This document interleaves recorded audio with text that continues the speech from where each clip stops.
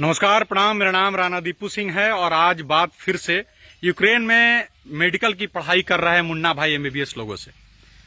ऐसा है कि आप लोग जब संवेदना को तमाशा बना के एक वीडियो डाल रहे थे, जब आपको वहां से रेस्क्यू किया जा रहा था, उस पर हमने एक वीडियो कर दिया, वो आपको बहुत चुभ गया है ना।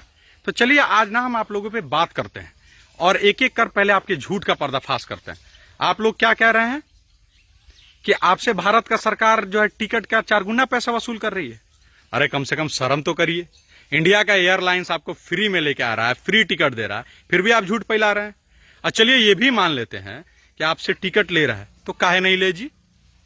जब इंडिया में आपसे नीट का एग्जाम नहीं निकलता है, मेडिकल का कोई एंट्रेंस नहीं निकलता है, तो आप अपने बाबूजी का 60 लाख 70 लाख रुपया लगा के पढ़ने जाते हैं ना।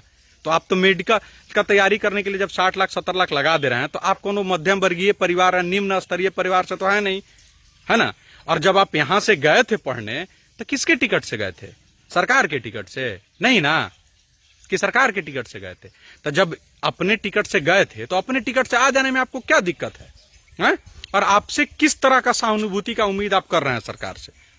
जब इतना दिन पहले सरकार बोल दी कि वहां से पे युद्ध का माहौल बन रहा है, बहुत दिन से सब लोग, हम लोग भी जान रहे हैं, रूस पूरा तैयार खड़ा था। तो जब सरकार बोल दी थी कि वहां के बच्चों को निकल जाइए, तो कौन बात का इंतजार कर रहे थे? मुफ्त में टिकट हो जाने का, कि जब सरकार मुफ्त में टिकट मुहैया कराएगी तब निकलेंगे हैं? काहे नहीं आ जा रहे थे? सरकार बोल दी थी ना कि रूस अभी हमला कर देगा, वहां पे लड़ाई का माहौल बन रहा है, रसिया भी बोल रहा था, सरकार का भी एडवाइजरी जारी हो गया। तब आप लोग कान में तेल डाल के सूतल थे और आज सरकार पे उंगली उठा रहे हैं। और एक और बात बताइए जी, आप लोग जो यूक्रेन पढ़ने जाते हैं, उस सर्टिफिकेट का कोनो मान है? उस सर्टिफिकेट को लेके आप इंडिया में डॉक्टर बन सकते हैं? नहीं बन सकते हैं ना। है यहाँ आके आपको एग्जाम देना होता है। तो जब यहाँ आपको एग्जाम देना होता है और आप वो देते नहीं है, फिर आप क्या करते हैं? उस सर्टिफिकेट का इस्तेमाल करके आप यूक्रेन के नागरिक हो जाते हैं, या कि जिस भी देश में पढ़ने जाते हैं वहीं का नागरिक हो जाते हैं, वहीं डॉक्टरी करते हैं। तो ना आपके टैक्स से इंडिया चलेगा, ना आपके सेवा से इंडिया के लोगों का मदद होगा। तो अब आप ये काहे उम्मीद कर रहे हैं कि हमारे फ्री के टैक्स के पैसा से आपको फ्री में टिकट दे दिया जाए? हमारे हार्ड कोड टैक्स का पैसा से आपको टिकट बना के बजाबते बुला लिया जाए? और लगे सरकार को दोष ने, जब इतना दिन से हो रहा था तो काहे नहीं कर रहे थे?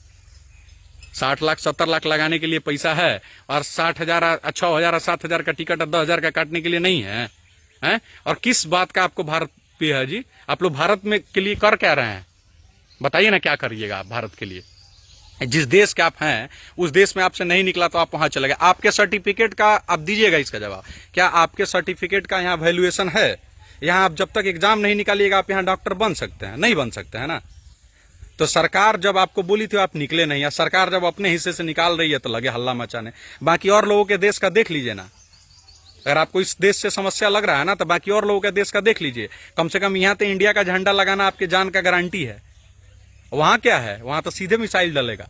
तो जो मिल रहा है उसको एक्सेप्ट करिए, और इसे तमाशा मत बनाइए। और जो वीडियो बनाया गया था ना, इसलिए बनाया गया था कि आप लोग हैं मुन्ना भाई एमबीबीएस, कहा कि आप लोग पैसा पर सर्टिफिकेट खरीद रहे हैं, ठीक है ना। और उससे ना देश का भला हो रहा है ना हम लोग का।